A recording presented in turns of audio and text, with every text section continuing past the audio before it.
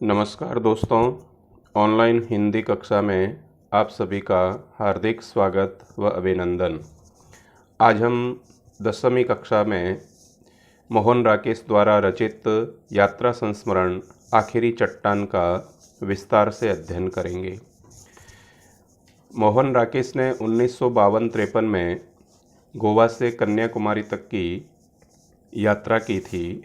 उस यात्रा के दौरान उन्होंने वहाँ की सामाजिक संरचना, भौतिक वातावरण, आंतरिक मनोदशा और मानव मनोविज्ञान का गहनता से अध्ययन करते हुए अपनी लेखनी को चलाते हुए अपने अनुभवों को बहुत ही पारदर्शिता के साथ लिपिबद्ध किया और उन अनुभवों को पाठकों के अनुभवों के साथ जोड़ते हुए कन्याकुमारी के सूर्योदय व सूर्यास्त का अत्यंत सूक्ष्म अंकन करते हुए वर्णन किया है अपनी यात्रा संस्मरण का आखिरी चट्टान के रूप में। तो आज हम उसी आखिरी चट्टान का विस्तार से अध्ययन करेंगे। अध्ययन करने से पूर्व हम पाठ परिचय पर एक नज़र डालते हैं। प्रस्तुत पाठ आखिरी चट्टान एक रोचक यात्रा संस्मरण है। यात्रा संस्मरण यानी यात्रा करने के बाद जब घर लौट करके आ जाते हैं और वहाँ के देखे हुए दृश्यों को जब स्मरण करते हैं और स्मरण करने के बाद एक स्थान पर बैठ कर के जब उसको लिपिबद्ध किया जाता है तब उसको यात्रा संस्मरण कहा जाता है।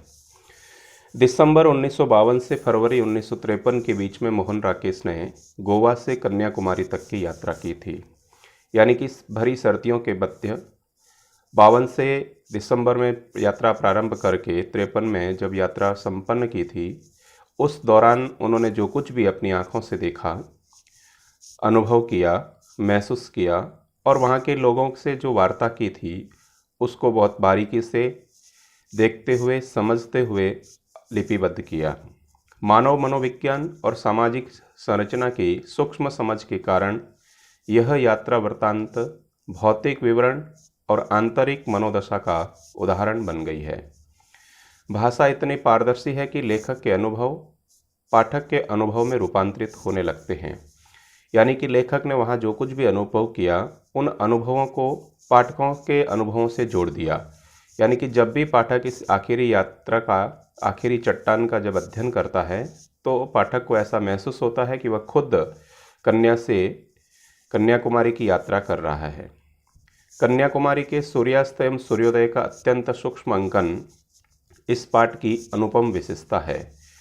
यानी कि सूर्योदय और सूर्यास्त के समय जो वातावरण में जो परिवर्तन दिखाई देता है, पल पल बदलता दृश्य जो देखता है, उसी पल पल बदलते दृश्य को बहुत ही बारीकी से निहारते हुए, देखते हुए उसको लिपिबद्ध किया है, मानो लेखक ने कलम से प्रकृति का चित्रांकन किया हो।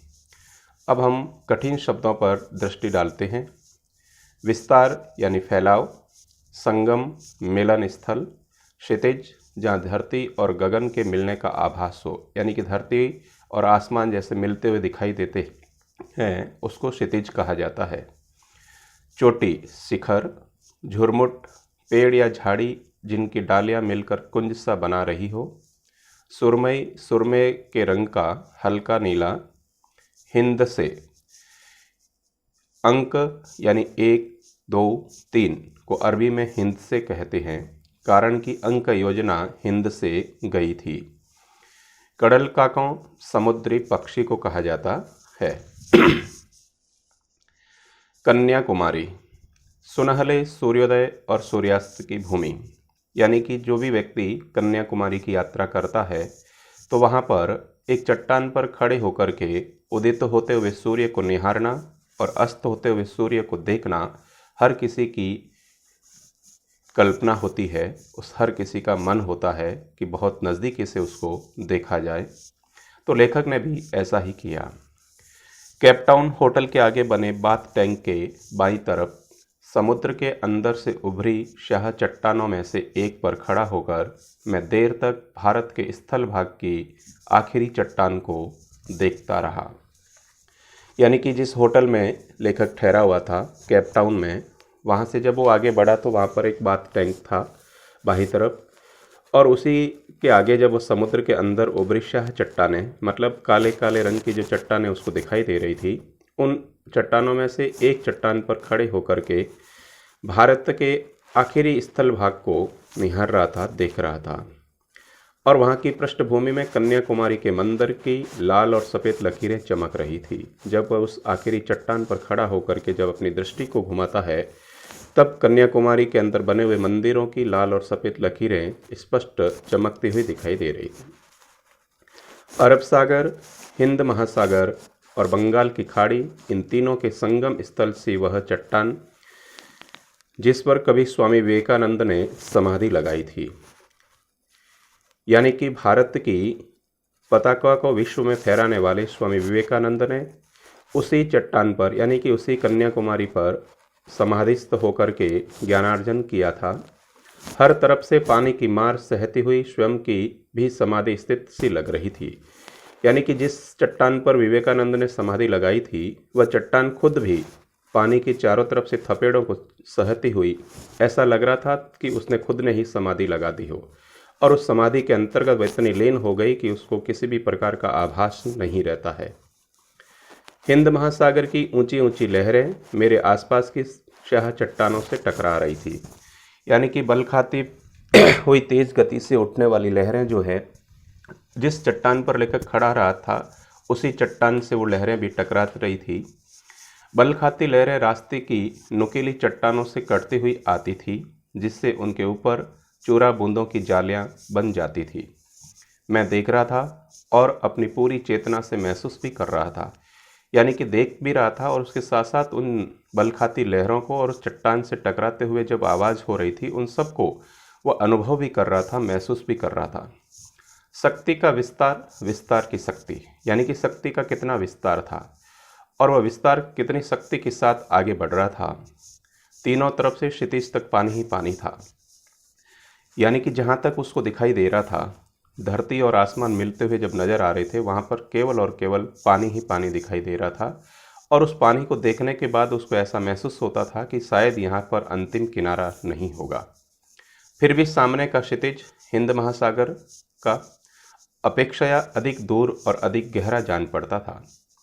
लगता था कि उस और दूसरा छोर है ही नहीं। यानी कि जहाँ तक लेखक की दृष्टि जाती थी, वहाँ तक उसको पानी ही पानी नज़र आ रहा था और उसके अतिरिक्त कुछ भी दिखाई नहीं दे रहा था।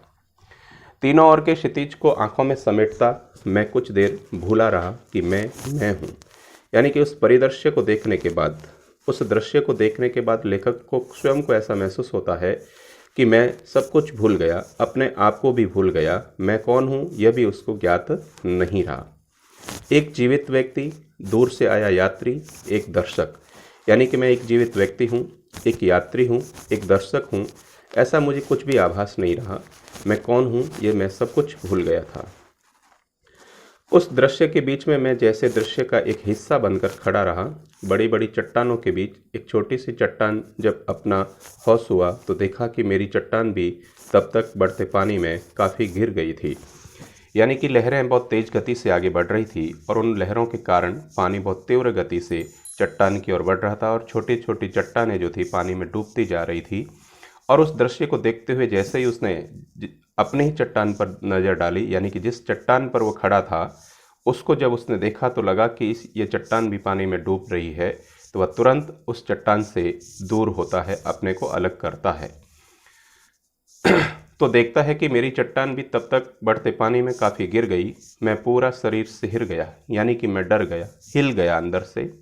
मैंने एक नज़र फिर सामने के उमड़ते विस्तार पर डाली और पास के एक सुरक्षित चट्टान पर कूदकर दूसरी चट्टानों पर से होता हुआ किनारे पर पहुंच गया। यानी कि पानी को चट्टानों से में गिरते हुए देखते हुए, आगे बढ़ते हुए देखकर अपने आप को वहाँ से अलग करना ही उसने ठीक समझा, क्योंकि धीरे धीरे सारी चट्टानें पानी में डूब रही थी। इसलिए लेखक तुरंत एक चट्टान से दूसरी चट्टान पर कूदते हुए अपने आप को सुरक्षित स्थान पर ले जाते हुए तुरंत किनारे पर ले गया। पश्चिमी क्षितिज में सूर्य धीरे धीरे नीचे जा रहा था। यानी कि सूर्योदय पूर्व में होता है और सूर्यास्त पश्चिमी दिशा में होता है। यानी कि सूर्यास्त का समय हो गया, इसलिए सूर्य बहुत तीव्र गति से नीचे की ओर जाता है। लेकिन वहाँ जब खड़े होकर के देखते हैं तो ऐसा लगता है कि बहुत मंद गति से सूरज जो है क्षितिज की ओर बढ़ रहा है, अंतिम की यात्रा की ओर जा रहा है। मैं सूर्यास्त की दिशा में चलने लगा, यानी कि सूर्य जिस दिशा में अस्त होता है मैं उसकी तरफ बढ़ने लगा। दूर पश्चिमी तट रेखा के एक मोड़ के पीली रेत का एक ऊंचा टीला नजर आ रहा था। सोचा उस टीले पर जाकर सूर्यास्त देखूंगा। यानी कि सूर्यास्त देखना भी अपने आप में एक बहुत बड़ा अनुभव होता है। तो जिस दिशा में सूर्यास्त हो रहा था, लेखक ने अपने कदमों को उस दिशा की ओर बढ़ाया और वहाँ से जब तट पर खड़ा होकर के देखा कि एक मोड़ पर एक रेत का बहुत बड़ा टीला नज़र आ रहा है जो पीले रंग का है। और लेखक ने विचार किया कि मैं उस पीले रंग के रेत के टीले पर जाकर के अस्त होते हुए सूर्य को अपनी दृष्टि से निहारूंगा और अपनी मन की आंखों से उसको कैद करूंगा। यात्रियों की कितनी ही टोलियां उस दिशा में जा रही थी, यानी कि उसी के बीच बहुत सारे यात्री वहां पर जो भ्रमण के लिए आए हुए थे वो भी उस सूर्यास्त को देखने के लिए उसी दिशा की ओर आगे बढ़ रहे थे। मेरे आगे कुछ मिशनरी युवतियां मोक्ष की समस्या पर विचार करती चल रही थी। यानी कि कुछ युवतियां जो थी वो भी आपस में विचार विमर्श कर रही थी कि मोक्ष कैसे प्राप्त किया जा रहा है। उस पर गहन चिंतन उनका चल रहा था, मंथन चल रहा था और लेखक उनके पीछे पीछे चलने लगा, क्योंकि लेखक भी चाहता था कि आखिर मोक्ष कैसे प्राप्त किया जा सकता है और इस मोक्ष का क्या रहस्य है। इसलिए उनकी बातों को सुनने के लिए वह उनके पीछे पीछे चलना शुरू हो गया। चुपके से मोक्ष का कुछ रहस्य पा लेने के लिए यूं ही उनकी बातों में से कहीं रहस्यमय आकर्षण उनके युवा शरीरों में था और पीली रेत की पृष्ठभूमि में उनके लबादों के हिलते हुए स्याह सफ़ेद रंग बहुत आकर्षक लग रहे थे। लबादों का मतलब उन्होंने जो वस्त्र धारण किए थे, उन वस्त्रों को जब उन्होंने देखा, काले और सफ़ेद रंग के जो वस्त्र थे वो उन वस्त्रों में बहुत ही सुंदर लग रही थी, अच्छी दिख रही थी।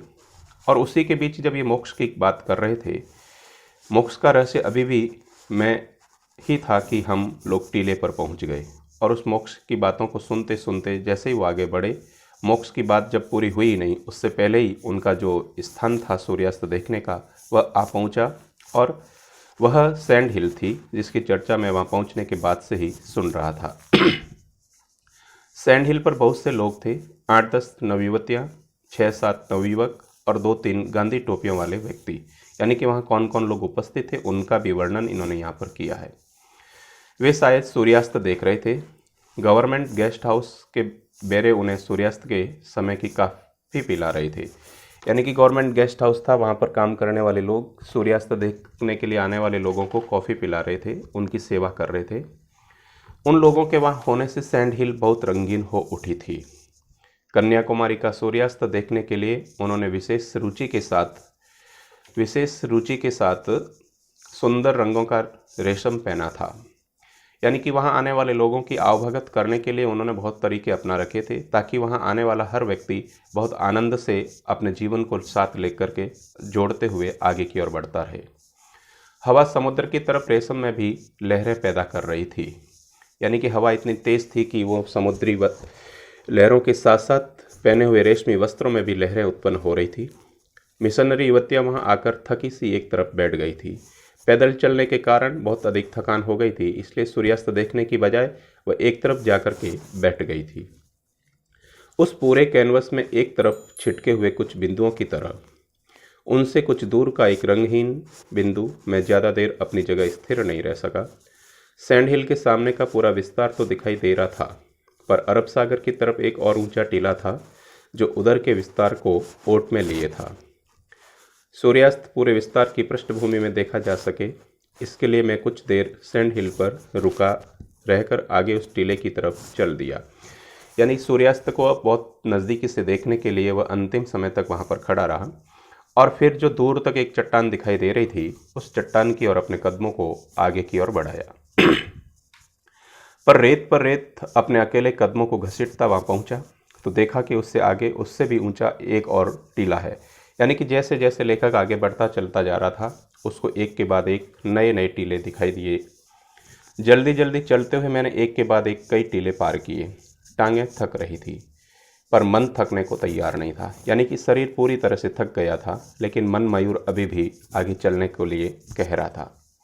हर अगले टीले पर पहुंचने लगता कि शायद अब एक ही टीला और है, उस पर पहुंचकर पश्चिमी क्षितिज का खुला विस्तार अवश्य नजर आ जाएगा। पर सचमुच एक टीले पर पहुंचकर वह खुला विस्तार सामने फैला दिखाई दे गया। वहां से दूर तक रेत की लंबी ढलान थी, जैसे वह टीले से समुद्र में उतरने का रास्ता हो। सूर्य तब पानी में से थोड़ा ही ऊपर था। अपने प्रयत्न की सार्थकता से संतुष्ट होकर मैं टीले पर बैठ गया, ऐसे जैसे वह टीला संसार की सबसे ऊंची चोटी हो और मैंने उस चोटी को पहली बार सर किया था, यानी नतमस्तक होकर के उसको निहारा था, देखा था।